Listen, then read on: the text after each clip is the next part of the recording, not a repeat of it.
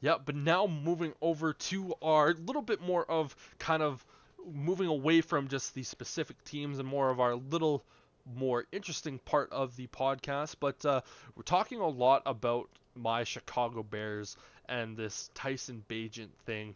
And this is kind of where we like to talk about our ranty section, which started off the year as just us kind of whining and crying about our teams just because of the dumb decisions that were being made from terms of coaching standpoint. For you, it was mostly bitching about Matt Canada, Yep, and we've already discussed everything that needs to be discussed under the sun about that team. exactly. And from America agrees with me.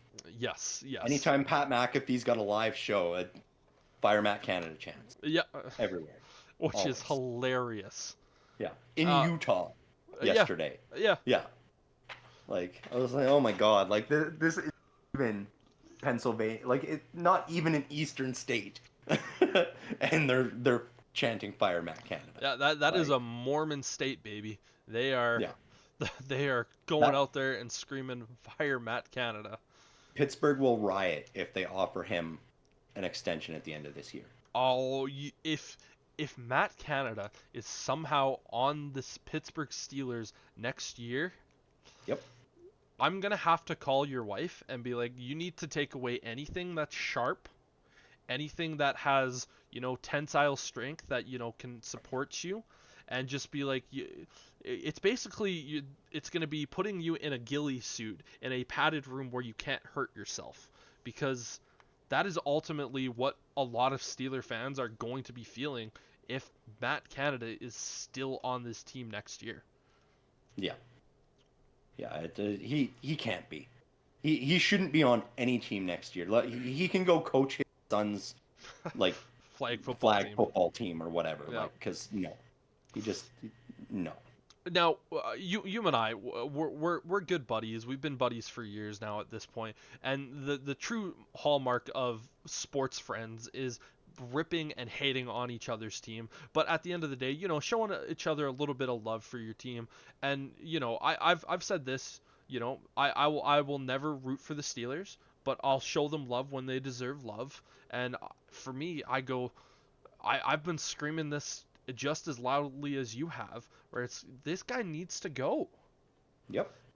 53 games in a row, the Steelers have not had a 400-yard game. That's not necessarily just 400 yards of passing. That's just That's 400 offense. yards total offense. Yep. And as a Bears fan who has watched his Chicago Bears struggle on offense a ton over these last couple of years, to know that there's a team in the Pittsburgh Steelers who have been known as a team that have had really good offenses, to Hmm. look at that and go 53 games in a row. It's like, man. The Pittsburgh Steelers are the most outgained team this season. Yep. Meaning the other team has put up more yards than the Pittsburgh Steelers than every other team, including the Carolina Panthers and the Arizona Cardinals. Yeah. And somehow this team is at 4-2. Could you imagine if this team was consistently putting up 400-yard games? Like with how we're still managing to win and get to 4-2 at this point. If we were putting up 400-yard games, they would be talking about the Pittsburgh Steelers as one of the undefeated teams, one of the best teams in the league. Yeah, yeah, they would probably be closer to my top five as opposed to my Yeah. bottom five, because is even though the Steelers have 4 wins, it's one of those things of where I go, this is still early in the season. Once Mhm. teams start to clue in and we start to get that closer to the midway point of the season, where where teams start to look at what a team does and really starts to calculate that, and we really get this true idea of what a team is capable of doing. I could pretty easily see the Steelers teams start focusing in and going, okay, this is what their defense does well. It's not going to be easy for us to beat it, but if we start exploiting this little thing, then boom, like the Steelers offense, we know that they're not going to be able to do much of anything against us. We could see the Steelers be closer to our bottom five at this point than we can in their top five. But I agree with you. If this team was consistently able to put up 400 yards of offense a game, which sounds a lot harder. Like the to put up 400 yards a game, that realistically means that you have a quarterback throwing for a 300-yard game, and then you have a rushing attack of getting above 100 yards. Mm-hmm. Sounds a lot simpler than it is. Like, that's still a pretty tough task. But the fact that it's something that is fairly easy to do on a consistent basis in the NFL. And when I say fairly easy to do, it's easier said than done, but yeah. Well, and that's just the point, is it doesn't need to be a consistent thing. They don't need to be doing this every week. But No. the fact that it's been 53 games without it happening even one time, that is when it becomes a problem. You know, if they're only doing it like once every 3 or 4 weeks, we wouldn't be talking about this, because that's what most teams go through. Yeah. You know, is they have tough, gritty games, and then they have a game where their quarterback balls out and they have 2 receivers over 100 yards and a tight end with, 70 yards and running back 130. That happens, but it just has not happened in Pittsburgh, and that is where the issue is with this offense. We've talked about how the defense can only win so many games for this team. The offense needs to find a way. Last week was a bright spot. We saw a little bit of better. If I had to rant about something outside of Matt Canada at this point, it is becoming George Pickens and his poor decision making after plays. We've had multiple weeks in a row now where he's taken unsportsmanlike conduct for taunting. Yeah. And this is a problem the Steelers have had with these big personality wide receivers for about the last 5 or 6 years. And so Mike Tomlin really needs to drill this into this young guy and go, look, you're making good plays. You're doing good things. Don't let your emotions take over the game for you, because then all of a sudden these 18-yard gains, these first downs are getting taken away from us, and we're punting it again. We finally start getting that momentum, and then you get arrogant about it and it's taken away from us. Yep.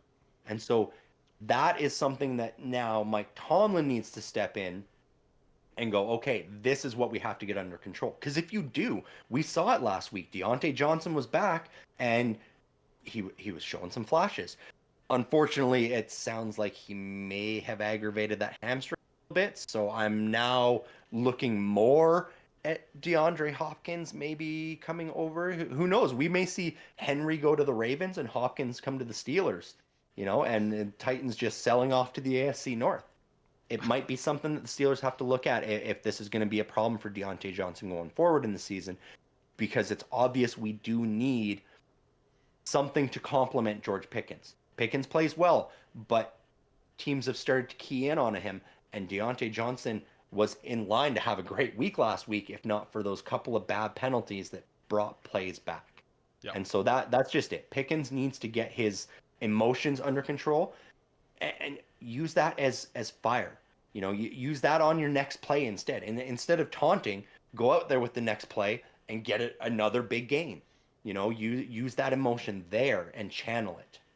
The big thing I thought when Allen Robinson was traded to the Ravens, or pardon me, to the Steelers, is I was looking at that going like, hopefully he is at his stage now where he knows he's not the number one guy, and he's just going to look at this as a mentor role and saying, you know what, I need to take this super, super talented kid in George Pickens and go, listen, you are phenomenal, but your biggest red flag coming out of college was your personality issues, where it was, is this guy going to be too big and it's going to be me, and it's going to be headaches, and we've been seeing some of that the last couple of weeks. And unfortunately for the Steelers, it's just one of those things where it was Antonio Brown, then it was Juju, then it was Chase, and there was a little bit of Deontay Johnson in there at some points, and now it's definitely George Pickens, and you're just going, man, there just never doesn't seem to be a wide receiver controversy in Pittsburgh.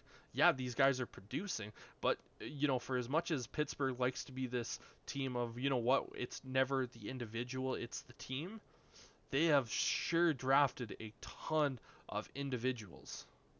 Yep. But and there's nothing saying that Allen Robinson is going to start doing more of that mentoring now. That is something going forward that they may look at doing. And all I think it's going to take is a big game for multiple guys. Like, I think the issue comes in that when Deontay Johnson comes back, the role for George Pickens gets a little bit diminished. And as a result, that's when he starts feeling that emotion and putting it out different ways. Throwing bad blocks or just taunting. And if he can stop that, and we can have a game where we have two receivers over 100 yards, that might click something for him, especially if it's a big win against a big opponent. And Pickens might go, okay, if I can channel this and control it, we could be unstoppable. And that's all it's going to take. But as you pointed out, like we've had that in Pittsburgh for years. It's one thing that Pittsburgh is really good at. We are really good at drafting super talented wide receivers. The problem is talented wide receivers tend to have a personality, and that's where it gets away from them. And that's why you always see different wide receivers in Pittsburgh, because we go, well, you know what? If you think you're going to be bigger than this team, then go be a big personality on another team, because it's not going to fly. Yep. And, if Pickens can't get it under control, we'll utilize his talents for a couple of seasons. We'll let him walk. We'll draft the next one, and he'll be just as good. Because every time they are. It has been staggering how often that the Steelers have been able to just draft these guys, and they have been good. Now, it hasn't been every single time. Like James Washington, I remember a few years ago, was drafted in the third round, and he didn't really ever pan out. But that was kind of during the Antonio Brown, Juju Smith. Like, he was always going to be relegated to that third guy, and there were so many personalities where I think that kind of stumbled out. But now it's kind of the Deontay Johnson, and it's this kind of era. It's going to be really, really interesting to see. But it's comical with the Steelers of just how they constantly. We both thought it was gonna stop when it was Chase Claypool, because it's a good old Canadian boy from BC, and you're like, okay, like he went to Notre Dame, he was nothing but respectable at Notre Dame, this and that, and that didn't happen. Speaking of Chase Claypool, his last couple of games for the Steelers, all defeats. Didn't win a single game in Chicago. First game that he's active for the Miami Dolphins, loss. Yep. Chase Claypool is legitimately cursed. Yeah, he's very rapidly playing himself into a CFL career at this point. I guess go BC Lions. Yeah, that honestly, it would not shock me if next year nobody signs him and he ends up coming back up north and playing in the CFL. Maybe, just maybe, Matt Canada goes, this is a guy that we've been missing. That Chase Claypool, we should have never traded him away. Yeah, they can go to the BC Lions together. I was gonna make that same joke, but you beat me to it. But no. What, you're saying that the Rooney family wouldn't bring back Chase Claypool? Mapletron? I mean, I hope the Rooney family won't bring back Matt Canada. Again, if they do, you're going to be locked in a padded room, my friend. See, I'm not so big on the self-harm. It's the... I might have to take a flight to Pittsburgh at that point. Find a grassy knoll somewhere. So, basically what I'm hearing is if Matt Canada is still on the Pittsburgh Steelers next year, you're on a no-fly list. Right? Like, I'll shave my head, I'll put on the goofy hat, and I'll start impersonating. I'll just take him out, and I'll take his place. At this point, I've said a janitor from a fucking Starbucks would be better. Anybody would be better. I'd be better. To be perfectly honest, we joke about Matt Canada stealing his plays from Madden, but legitimately, you could probably steal all your plays from Madden and call a better game than Matt Canada. Right? All you have to do is not call a jet sweep on every frickin' drive. I don't get it. He thinks he's innovating the league. Every other team with speedy wide receivers that are good, the Dolphins, the Eagles, the Chiefs, like they all run jet sweep plays. They all run wide receiver screens and running back screens, but they don't do it on every drive. They don't do it in key situations. They do it after it's been set up that you're running something else.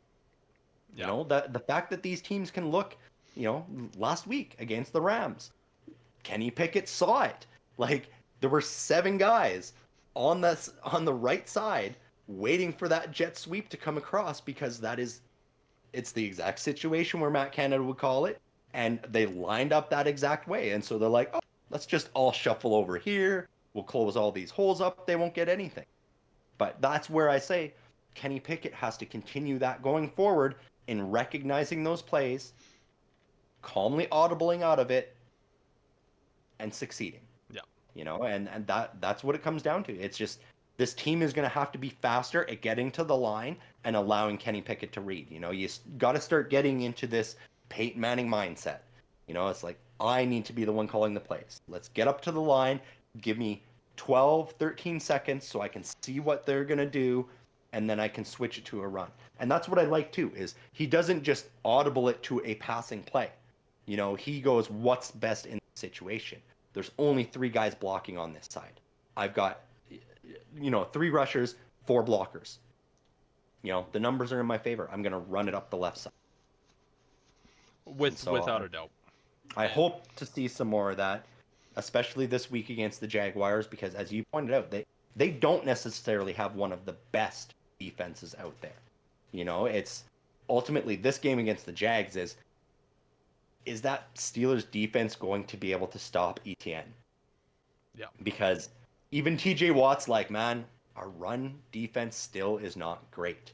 It's been several years of this, trying to find a linebacking coach that can stop this run game against us, and just nothing's clipped. Like we see flashes from Landon Robert, Quan Alexander. They have moments, but it's not consistent enough. Yeah, and that's where the problem is. We need to, man. I miss Lawrence Timmons and James Farrier so much. I miss those guys. I hear you. But now, moving away from your Steelers, because we're kind of beating a dead pony at this point. Right. Now moving over to the thing that we've been teasing for a chunk of the episode, where I say, oh, we'll talk about this a little bit later, is my Chicago Bears and their insanely weird quarterback situation. Because the Chicago Bears and Tyson Bagent, we talked about him and his story a bunch when we were talking about the Bears game. I would love for Tyson Bagent to be this Tom Brady level guy, just comes out of nowhere, and it's just this amazing story to have happen. The issue is, I just don't think it's going to happen, because the situation why Bagent is even playing, it's not because Fields is out there throwing 5 picks a game or anything. Fields got hurt. This year was, for the Chicago Bears, it's Fields do or die. Mm-hmm. I love the story of Tyson Bagent. I think we have a solidified and perfectly found who our QB2 is moving forward. I think that is a very, very important thing to have. You need to have a good QB2 on your team, because if your QB1 goes down, whether it's for 1 or 2 weeks or for the season, you need to have a guy that you can look at and go, we are still comfortable with this guy going out there and giving us the ability to go out there and win games. And I think Tyson Bagent has that ability. But with that being said, the second that Fields is healthy, you have to put him back out there. I don't care if Bagent goes out there, throws for 400 passing yards, has 5 touchdowns, and just demolishes the Chargers. If Justin Fields is ready the week after, you look at Bagent and say, thank you for your service these last 2 weeks and getting us 2 wins. But this is Justin Fields' team. You need to see if he is the guy. Not only that, you need to let him build up some more film for if you do decide to move on from him, to try and get a trade, something back for him. Yep, I totally agree. And if the Bears, for instance, do decide to move on from Justin Fields, if the Bears say, you know what, we're going to give Tyson Bagent the rest of the year, you're throwing the towel in on Justin Fields. Yeah. Which, if you're going to throw the towel in on Justin Fields, I need you to come out and directly say, at that point, oh, we just feel like we have a better opportunity with Tyson this year here at the moment, this, and that. It's like, just tell me that Justin Fields is not going to be the guy next year. You're going to move on from him at the end of the season. And at that point, if you say that, you need to do that before Tuesday, because there's going to be teams that are going to offer you trade packages for Justin Fields. Is it going to be exactly what you want? I heard Bears fans going out there saying, "Oh yeah, we could get a first round pick." Like, no, you can't. Well, we can get a second. I'm like, that's even pushing it. For Justin Fields, what he's put on film right now, you would be lucky to get yourself a third round pick. If you are going to move on from him at the end of the year and you're not worried about it, you need to move on from him. Yeah. And then we can take this time to look at Tyson Bagent for the rest of the season. Fine, sure, whatever. But if you are going to give Fields the rest of the year, it needs to be, you need to give him the rest of the year no matter what moving forward. And that has to be the end of it. I don't care how good Tyson Bagent looks this week. If Fields is good to go next week, he is the guy for the rest of the season. Even if he has a bad game in New Orleans next week, and I'm saying this for Fields, you have to give him the rest of the year. You do. You like I said, you need to build some sort of hype around him so that you can get something back. Because the longer you sit him, the less you're going to get. Yeah. You know, like it's just going to become less and less. Look at Trey Lance. Look at what the Niners got back for Trey Lance. And that is what the Bears would be looking at. You know, if you're not playing him, you're not playing him. Teams looking at him and going, well, got to be a reason they're not playing him. Well, I think Justin Fields gets more than Trey Lance does. He does. I agree. But the whole thing with the NFL is now. Yes. You know, what are you doing for me now? That's just it. Like, he may have had more in the past, more experience than Trey Lance, but teams are still going to look at it and go, well, we've only seen him for 2 games after he, you know, dislocated or damaged his thumb, whatever it was. You know, like, well, why aren't they playing him? Is there more damage to his hand that we don't know about? You know, is there something going on behind the scenes? Yeah. You know, are they trying to pull a Pittsburgh Steelers where they're like, no, he's good. Take him. He's great. He just doesn't fit with our system. And then he ends up being a bust, you know, because that is a common thing that the Steelers GMs are able to do moving on, especially those wide receivers, as you know. And hey, Raiders fans know too. We managed to do the same thing to them with Martavis. But you didn't essentially give up, the Raiders didn't essentially give up a first-round pick for Bryant. The same way that the Bears gave up for Chase Claypool. I'm pretty sure we still got a third for Bryant, though. You did get a third, which was way more than Bryant was worth as well. Oh, so, yeah. Steelers fans. I mean. The Steelers or Raiders fans are looking at that, going, okay, we only gave up a third for this guy. That's probably a lot more. Well, the Bears gave up the 32nd overall pick for Chase Claypool, and then they didn't even get a full season out of him. They didn't even get a win out of him. Yeah.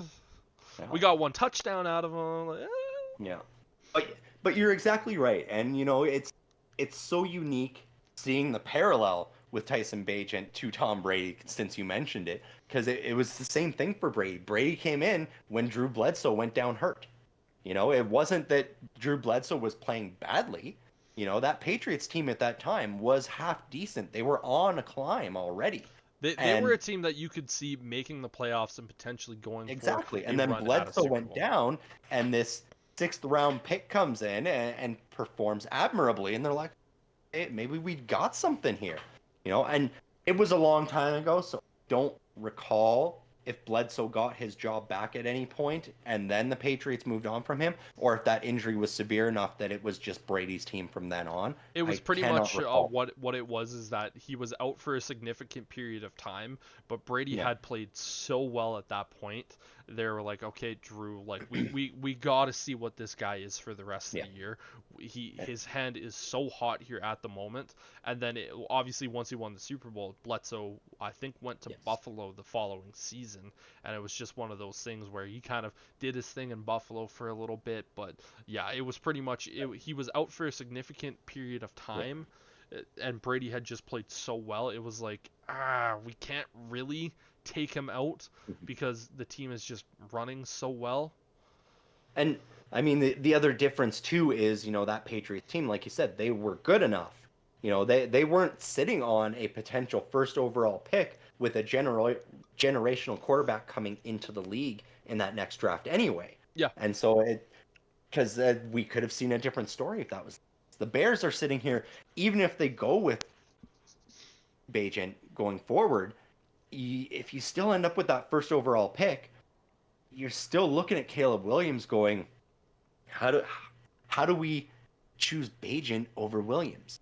You can't. You You simply can't. We can't. discussed it. Like there's really only two, maybe three guys in the league right now where you would choose them over an incoming Caleb Williams, Yep. and that is Joe Burrow, Patrick Mahomes, probably Jalen Hurts. Yeah.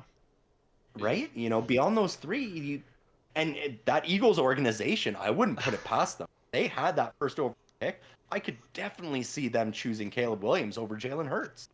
And so really those two are the only two I can think of that 100% I can say the team would not take Caleb Williams over them.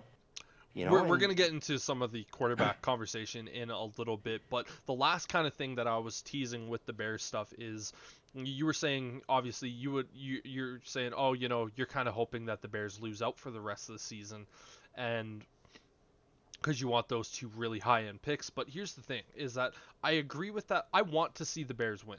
If the Bears can win out for the rest of the year, I would be happy as shit, because that puts them in a playoff spot. That puts them as one of the best records in football if they can win out. Do I think the Bears can win out? Not a chance in holy hell.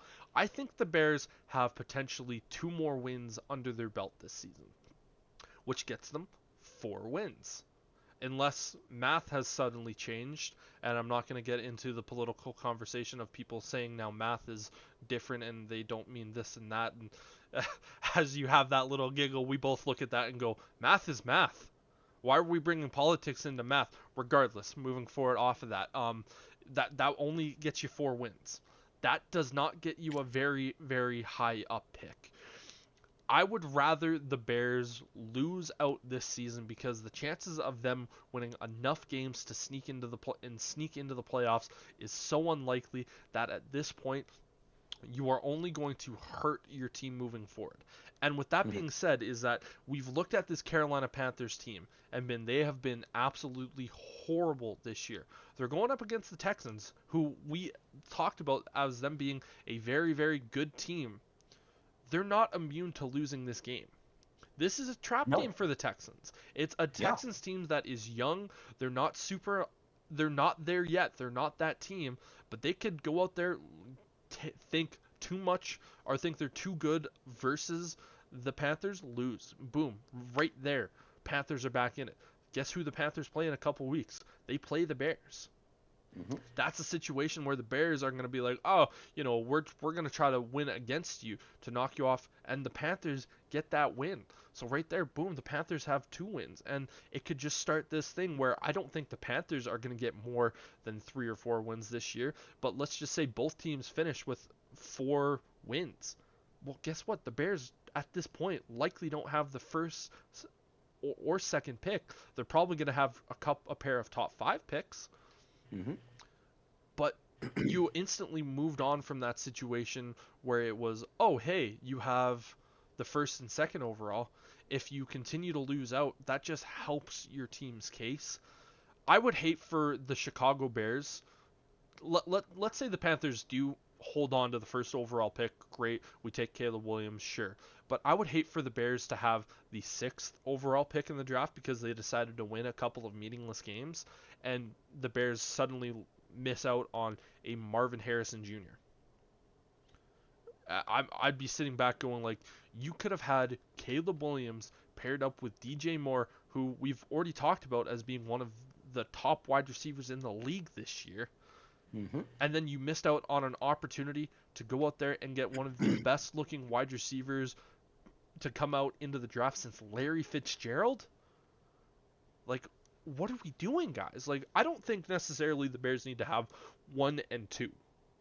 But if they have 1 and 3, that still puts Marvin Harrison Jr. into their pocket. And you know what? If they don't want to go that Marvin Harrison Jr. route, Well, guess what? You're instantly there getting the best tackle in the draft. Or Hmm.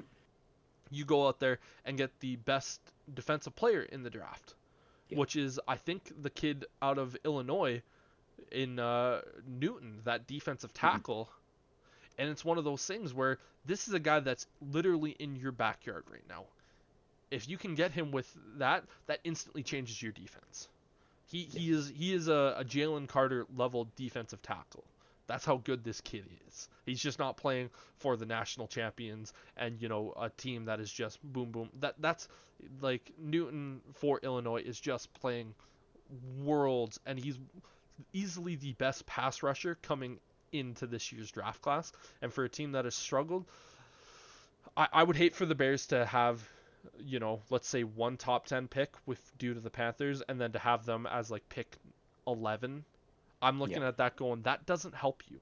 Yeah, sure, you No. get 2 top 15 picks, and that player that you choose at pick 11 could be amazing. This is a really, really good draft class. But I'm sitting back going, you could change the identity of the team if you have 2 top 3 picks. Look at the Texans. This is a team E- that we said was going to ultimately give the Cardinals the first and second pick because the Cardinals Mhm. have their top pick in this year's draft. And look at what they did. They changed the fortune of their team with just those two guys. Yeah. Even 2 top 5 picks, depending on who those other teams are are that are there in that top 5, because there are other teams that are in need of quarterbacks. Yes. And so we could see a team like the Broncos, rather than go for a Marvin Harrison Jr. or one of the top defensive players, they could be going for one of these other quarterbacks that are going to be available. A Drake You May know, or a JJ McCarthy. I've heard a lot of rumors of Drake May being the guy that the Broncos are sort of interested in, and so like there are options out there, but I mean, a lot of excuse me, what will be key for the Bears, I think, in this draft is, if you're not getting Caleb Williams, what is your plan? Because that's ultimately it. Like, I don't think are it's you going to Caleb Williams continue or bust. building for Justin Fields, or are you taking Caleb Williams and going, okay, now we're going to do the Texans route and get our quarterback and then the best possible defensive player we can, since we already have DJ Moore, Yeah. and you almost don't want to necessarily create division in the wide receivers by having two great wide receivers that then end up butting heads or something like that. You know what I mean? Yeah, no, I get you there, but both DJ Moore and Marvin Harrison Jr., they're Hmm. not me first type guys.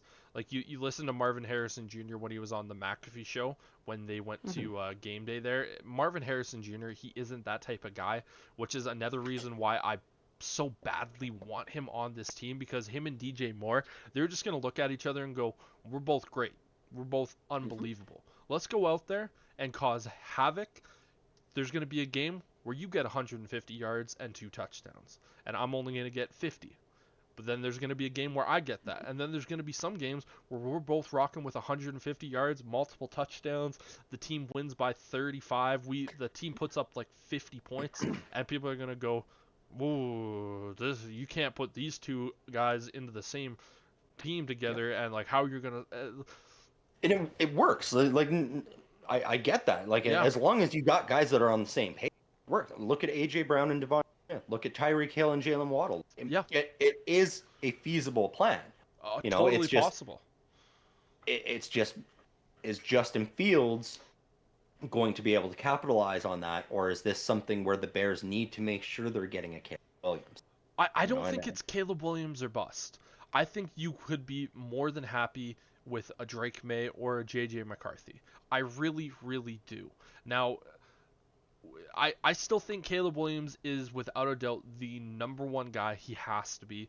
No matter what you do, he is that guy. And there are people saying that, oh, he's not a generational talent. Like, okay, if he's not generational, he's still really, really, really good. Like, Mhm.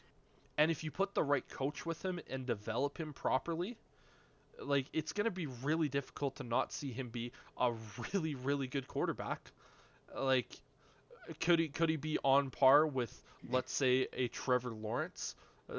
People considered him, a generational talent, Mhm. sure. But okay, let's look back a couple years ago where it was, you know, no one thought Patrick Mahomes was going to be a generational talent coming out of the draft, but he was developed properly. So Mhm. you put it in the right situation, but then you look at Drake May and JJ McCarthy, same situation where these two are very, very, very good players. You just get the right coaching staff. But yeah, that's kind of where I'm at for my Bears ranty rant. But talking a little bit about some of the trade rumors throughout the NFL. Obviously, we talked about that King Derrick Henry potentially going to a team like Baltimore. That would be a phenomenal spot for him to go. And we talked a lot about potential trade targets last week and some of the guys that you might not see. Like I saw Hollywood Brown could potentially be a Tyreek Hill light for the Chiefs if they were to potentially go out and get him. Obviously, he would be a lot cheaper of an option than, for Mhm. instance, let's say Justin Jefferson, who was a guy that I thought could potentially be there. That would be a pretty good matchup in my opinion. Obviously, Andy Reid does phenomenal things with the weapons that he has and does. Could be an interesting weapon, but yeah, going back to that conversation that you were teasing a bunch, is that we could see a lot of teams sit players that are on the trade market just because they're trying to keep it. Well, and that's just it. Like, I mean, with the deadline being on Tuesday, and the bulk of the games being Sunday, one game on Monday, if a team is trying to finalize a trade, you don't want that guy in the game just in case he, tweaks a knee or, concussion protocol or something like that, because that can completely derail a potential trade. Yeah, And so it's not going to matter in a lot of the games where the teams are, fighting for position. Like you're not going to see that on teams that aren't in sell mode. And so it, the Cardinals, like if a guy's sitting, it's not going to make a difference in terms of, unless you've got, the big playmaker in Brown. yeah, If you got him, you might not want to be playing him. If you got DeAndre Hopkins or Derrick Henry, you might want to look at a different option at those two positions just for the risk. Because if I'm not mistaken, teams can hold these players out without putting them on the injury report because it's not technically an injury. it's just a healthy We scratch. exactly. Yeah, We had some drama last week in that Falcons game because Bijan Robinson was not listed on the injury report, but he did not play due to flu-like symptoms. yeah, And there were a lot of teams and people around the league going, well, that's technically an injury. He's unable to play. It's not we're scratching him. He's unable to play. And so he should have been listed on that injury report. Even if you didn't find out until 90 minutes of the game, it should have been popping up as, oh, he's questionable due to illness. yeah. That's all they would have had to do. And so there were some questions there for sure whether the Falcons had, um, you know, broken the rules a little bit. Yeah, I'm not necessarily too worried about that situation with the Falcons. One of the things Mhm. that just kind of popped up in my mind that I want to talk about, this is in the world of college football, is I'm sure you've heard about all this, oh, the sign stealing in college football. What's your Yeah. thoughts on that? Because I feel like I have a very different thought process than a bunch of other people. I mean, sign stealing, like hand signals, all that. It's part of the game. If you're a very animated coordinator on the sideline and you're giving out signs, and the other team is able to decipher what you're trying to do, then I mean, props to the other coaching staff. If this is a situation of you have gone and poached a member of the other team's coaching staff or somebody who was an assistant or something like that, and they come over and they go, hey, this is what they do, that is a different story. Like I go back to when the Broncos and the Seahawks played for the first time after that Russell Wilson trade, and I can't remember who it was. it might have been Tyler Lockett going into over to the defense for the Seahawks and going, you guys, Russ is using all of the exact same audibles, calls, plays, signs that he used when he was here.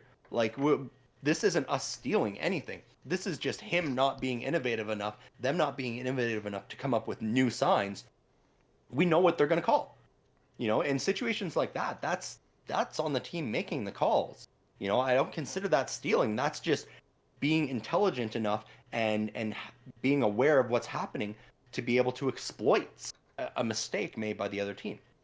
But when it is bringing somebody in who has knowledge of the inner workings of another team and them sharing that is where it becomes a gray area, where it's like, okay, now, you get to the point where teams that have more money and more clout can then be going out and poaching these people intentionally just to get inside information on other teams, and that is a dangerous precedent. Yeah, so for me, you and I are very similar a page, it seems like, but the one thing that I would change is, for instance, like, oh hey, Michigan, like if they go out and sign a guy like a former coach who was with, Mm-hmm. let's just say, Ohio State, it's like, okay, well, they hired a guy. If he just so happens to know Mm-hmm. the situations, it's going, okay, well, of course he's going to use that knowledge because he was hired by this team. And I look at this whole sign stealing thing, and I heard Jeff Saturday talk about this. He goes, if you're not trying to steal signs in your preparation for the week against the opposing team, you are Mm-hmm. doing a disservice to your team, because that is just straight up scouting your opponent. Yeah. Like, and like I'll go back to when you and I played Madden against each other. You and I knew the things that we both did well. You knew that I Mm-hmm. was a run first, short pass, use my playmakers to beat your team. I was going to have 14 play drives to beat you. I'm killing you with paper cuts. You were more along the lines of, I'm going to try to get a more of an explosive play out of situations. Mm-hmm. And you knew exactly my game plan. Yeah, like I worked very heavily on my chest. You saw it, and it was one of those things of going like, okay, but can you stop it? You know exactly what I'm gonna do. You know my plays that I like to run. Yep. Can you stop it? And to me, I go, okay, sure, it's fine. Steal the signals. Can you stop it? Because at the end of the day, it doesn't matter if you know what they're gonna do. Can you stop it? And isn't that what the whole, week of practice is about, of figuring out what your opponent's going to do? Like, you talk about Troy Polamalu going back years, where he was so good at his study Mm-hmm. and preparation for the week. He would just look at a formation, go, okay, this is exactly what they're going to do, and he just goes out and makes a Herculean play, to the point where you're like, this dude's cheating. It's like, Yeah. he's not cheating, he just did his homework. Well, and those are exactly the situations when it's you're watching game film, you're doing your due diligence, you're doing your homework, and you're learning what the other team's tendencies. That is okay. We've seen some question marks, of guys who aren't signed by either team being on the sideline and being behind, and people going, "Is he taking pictures of the playbook?" And we've seen stuff like that where it's like, okay, that is not good stealing. No. Like that is legitimately stealing. Yep. That's going to affect the game in a negative way. This isn't, oh, we're learning. This is, oh, we're just outright taking what their plays are. Yeah. And so Even that's then, where, I look at that and I go, sure, you can steal the other team's playbook, but most of the times when it comes to the playbook, it literally just says blah blah blah blah blah, like I-95, Mhm. X12, and like this type of stuff. It doesn't tell you exactly what it's going to be. Even if it does, it's one of those things of going, okay, you still have to go out and stop it. Like, yeah. looking, I for instance look at the Miami Dolphins this year. They have been unstoppable on offense this year. You know that, for instance, that Tyreek Hill, you put him on a post, he's likely gonna get by and he's likely gonna win that. It's like, okay, Yep. if you know that McDaniels is going to call a Tyreek Hill slant, it's like, Hmm. okay, yeah, we're gonna put three guys out there. It's like, okay, cool. You're blocking Tyreek Hill with three guys all down the post. what are you doing for the other guys? It's like it. Yep. I'm just looking at That's a this. good example though, because the Dolphins, number one rush offense, number one pass offense. We thought they were going to be able to light up the Eagles. The Eagles went out there and went, do what you want with Tyreek Hill. You're not going to run the ball at all on us. And Yeah, as soon as they took that dimension out of it, then all of a sudden the Dolphins were like, crap. We can't just throw it to Tyreek Hill every play. And, we tried doing that with him. Now shit, what do we do? yeah, And that's exactly it. It's like you go out there and you stop what the other team is doing. yeah, You want to look at the other side of it. Look at the Pittsburgh Steelers. Teams go out there and they're like, well, it's Matt Canada. We know there's a 90% chance this is either a sweep or a screen. And so we just play our defense to that. Every now and then, he shocks or Kenny Pickett audibles, and it's a deep pass. They burned us. Well, yeah. okay, the next play will definitely be a sweep. And it is, and they blow it up. Yeah, and again, this whole thing about the sign stealing, I'm just sitting back going like, again, it's just like, why is this an issue?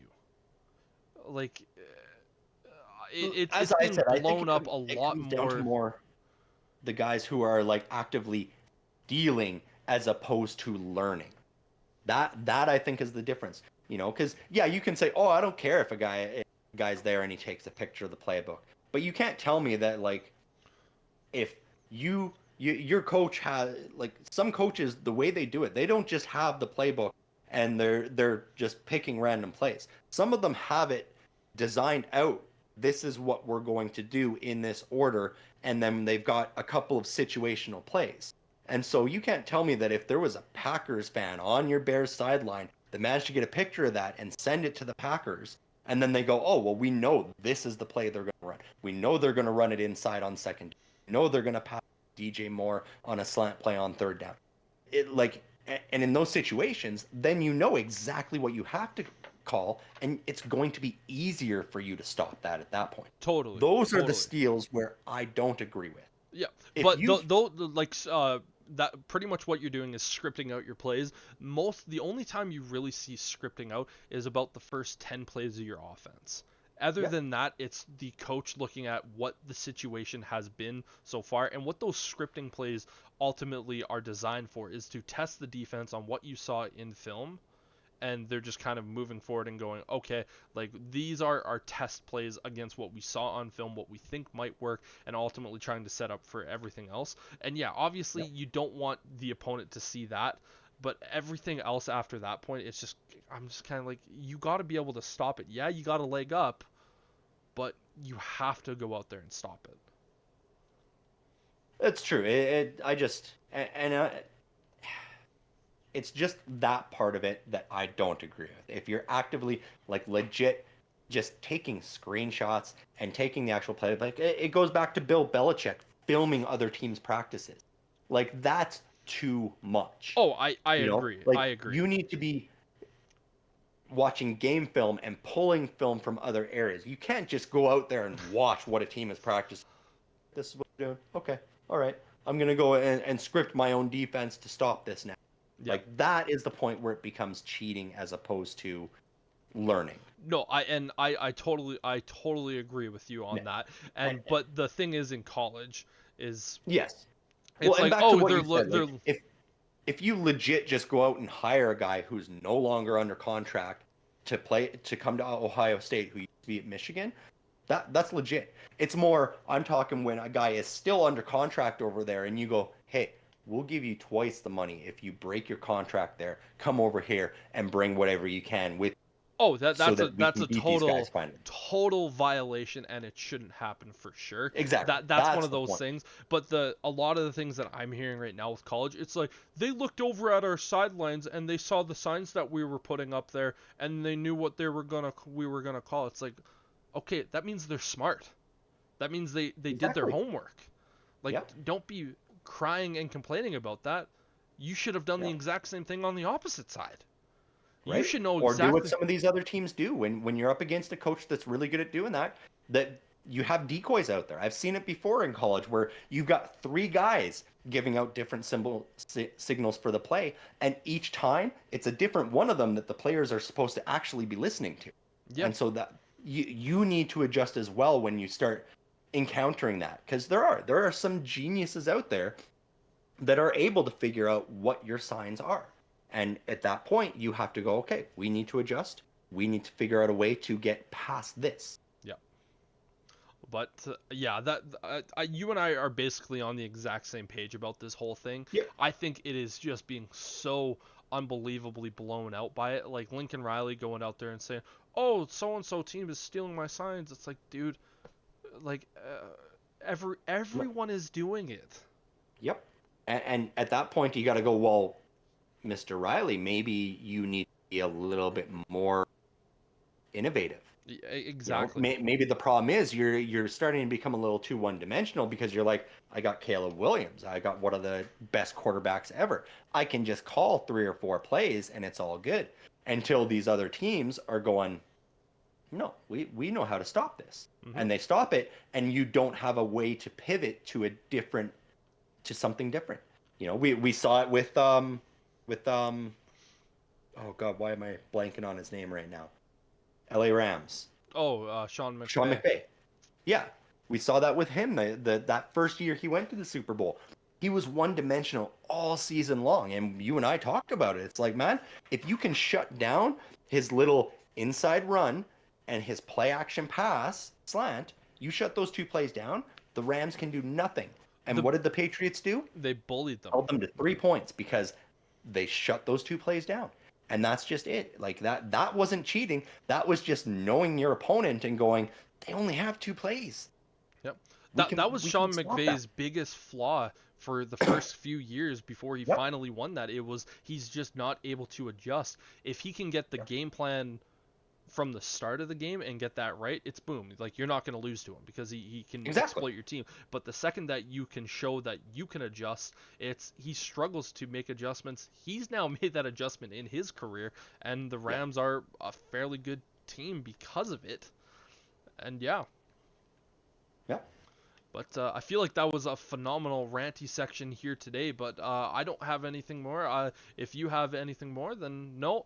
But yeah, I'm good. This was a good one today. A lot of back and forth, and good to have some of these nice little sessions where we can go like that. But yeah, thank you all for joining us here on the 1IQ Football Talk Football Podcast. Brendon and Sterling coming at you, saying thank you all so much. Make sure to like and subscribe and comment any other things that you would like to see us talk about in the future. But with that, peace.